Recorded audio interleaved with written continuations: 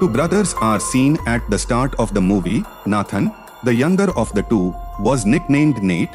Both brothers sneak inside a museum and attempt to steal a map. Meanwhile, police officials arrive and transport the children to an orphanage. They actually have no parents and have spent their entire lives in an orphanage. Nate's older brother made numerous attempts to steal the map.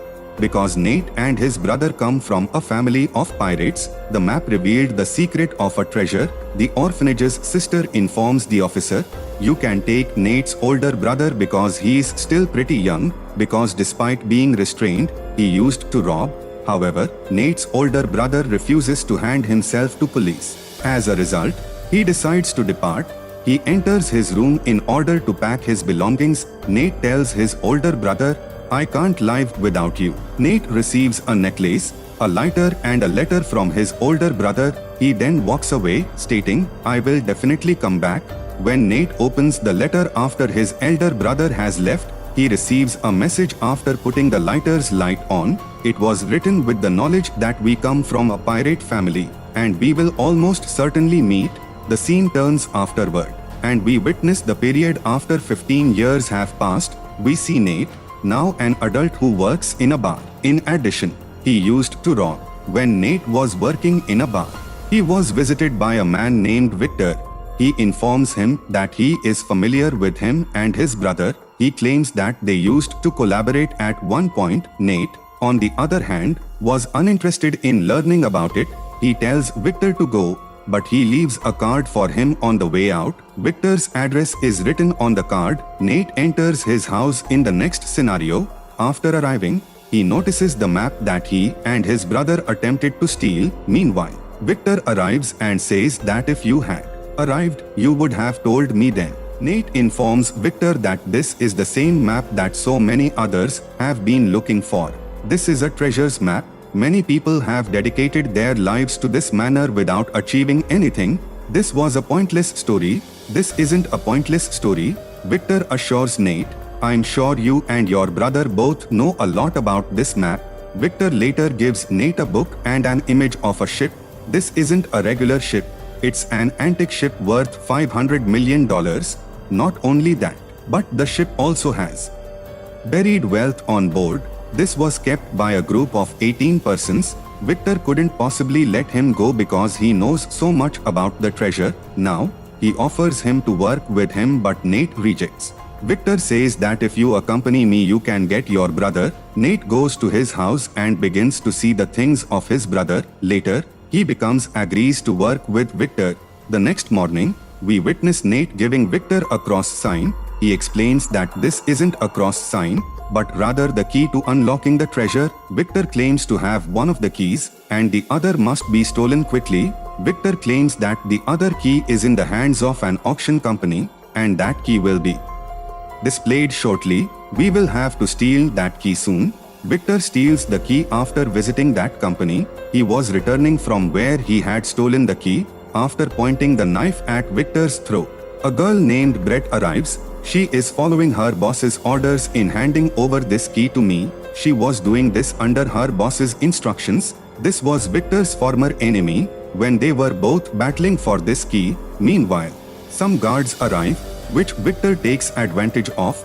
After obtaining the key, he flees. Victor travels to Barcelona after receiving the key. They run upon a girl named Fraser, who is already acquainted with Victor. She, on the other hand, is unfamiliar with Nate and inquires about him. Victor introduces him as an old friend. Nate realizes that the other key is with Fraser, not Victor. Nate confronts Victor and demands, "Why did you lie to me?" Fraser claims that you may be completely unaware of the situation. Fraser exits the scene while stealing the key as they were bickering. Fraser was rushing ahead of Nate as they chased each other. Fraser, who was seated in her car, was preparing to go. However, Nate appears in front of her car, and Victor also comes there. He tells Fraser to grab the entire treasure, but you have no idea what it is. Only Nate is aware of the situation, and after hearing it, Fraser agrees to work with them. Nate tells them that the treasure was hidden near the church by those 18 people many years ago. They arrive at the church. After arriving, Nate begins to notice the cards that his brother has handed him. As a result, he is confident that he is in the right place. 3 of them are now hiding in the church's basement. They find the key's activation location. The key was hidden beneath the statue. They don't know, however, in which direction the key should rotate. Both keys must be rotated clockwise. Victor reads in the book. As a result, arrows start to erupt from the statue. 3 of them, though, remain uninjured. After taking the risk once more, Nate and Fraser rotate in an anti-clockwise direction. After that, a path appears behind the statue. The path took a way through a cave. Later, Nate informs Victor that we must use separate routes when traveling there. He claims that Fraser and I will take the same way. You'll take one path. And Victor and Nate connect their phone's GPS. One way leads to Nate and Fraser, while Victor takes another path. Nate and Fraser come to a bar while walking via the underground path. There was a secret way there that no one knew about. Some people attack them before they leave that path. To stop him, Nate fights with him. Fraser, on the other hand, is attempting to open the door. Nate and Fraser depart from there. After the door is opened, they discover a third door that can be opened with the cross key can open. Water begins to flood the door as Fraser tries to open it because the first door must be opened before the second door can be opened. Only Victor can open it. Victor was attempting to open the door on the other side. Meanwhile, the same girl who had previously attacked him appears. Both of them are in a fierce battle. Nate and Fraser, on the other hand, were caught in the water and about to pass out. Victor knocks the girl out and places the key on the locked door. Nate and Fraser eventually make it out of that door safely. It was now my turn to enter the final door. However, no one knows how to unlock that door. Victor was keeping an eye on them from a hole outside. Meanwhile, Nate employs his intellect and requests that Fraser deliver the other key from Victor. Victor, on the other hand, does not trust them and refuses to hand up the other key. Victor eventually hands over the key because he doesn't have any other choice. On the door, Nate notices a symbol.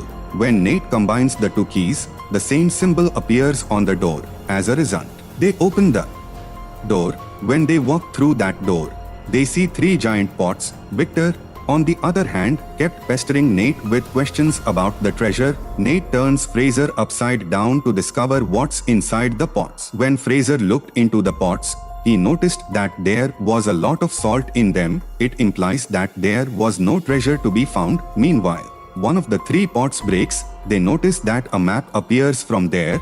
This was the actual map for getting to the treasure. Fraser raises his gun at Nate as he sees him. "What do you think?" she says. "Victor has told you the truth." She fires the gun at Nate's head, knocking him unconscious. She goes from there after taking the map from there.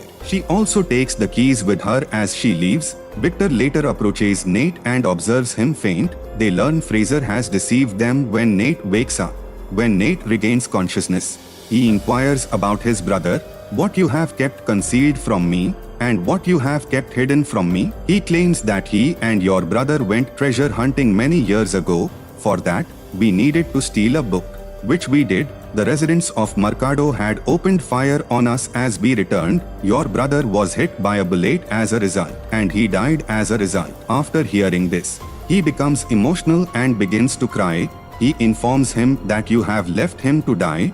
You are now relying on me to deliver that treasure once more. Victor, on the other hand, claims that I have lied, but it was also your brother's wish for you to carry on his dream when he died. Nate assures me that I will go find the treasure and fulfill his ambition, but after that, we will have our own paths to take. Fraser is later seen with Brett and her boss, implying that she worked for them. Brett's employer has informed her that she will now work under Fraser. Later, Brett's employer goes on a treasure hunt with his crew on a plane. They have taken everything vital with them. Brett's supervisor was bragging about it to everyone, saying, "It's my treasure that has been misplaced by my family for a long time." Meanwhile, Brett shows up and ends up killing his boss. Fraser realizes that after killing her boss, she will now kill herself. So, in order to save her life, she hides in the plane car. Brett orders her men to shoot Fraser if they find her anywhere. Meanwhile, Nate and Victor were looking for Fraser.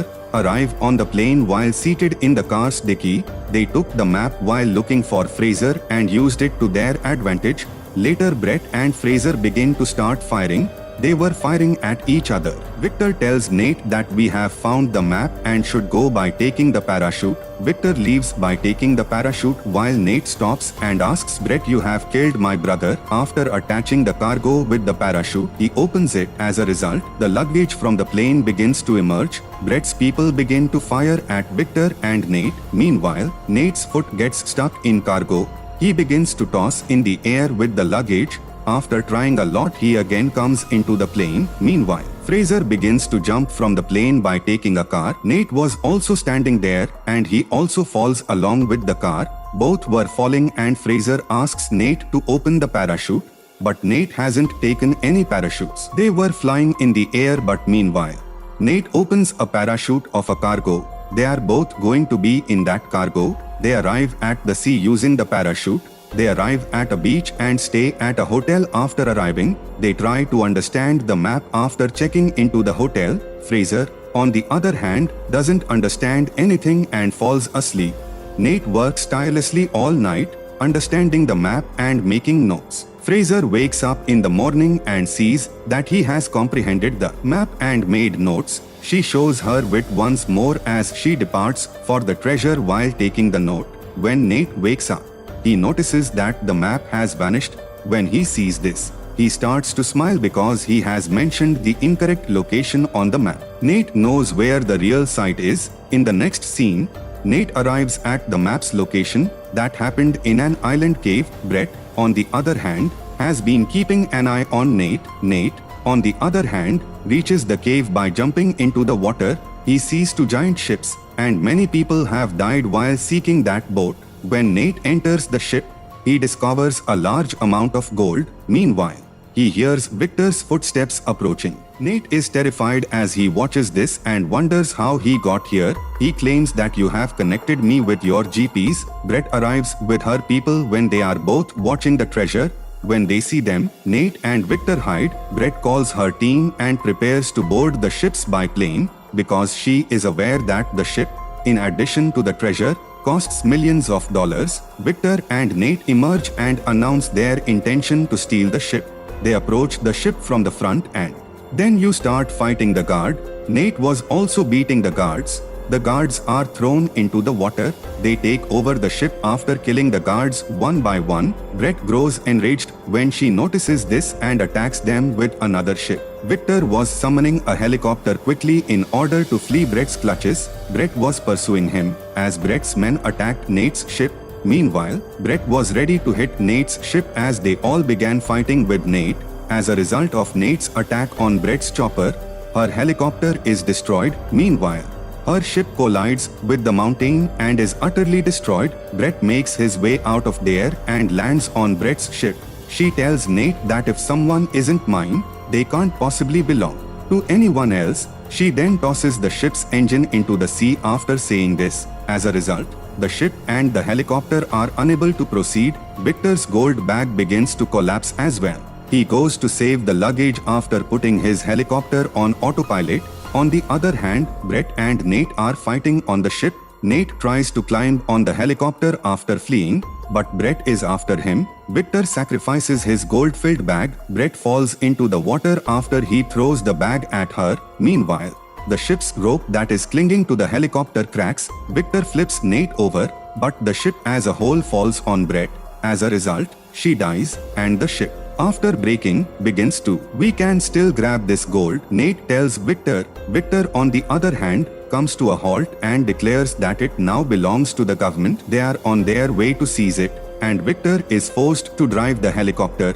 Nate encourages him not to be sad, and he slowly pulls the gold out of his pocket. Both of them start off on a happy note. We witness a motorboat chasing Victor and Nate at the end of the movie. She is no one else but Fraser, whom Nate befooled. We see that Nate's brother was still alive and imprisoned. With that, the film comes to a close.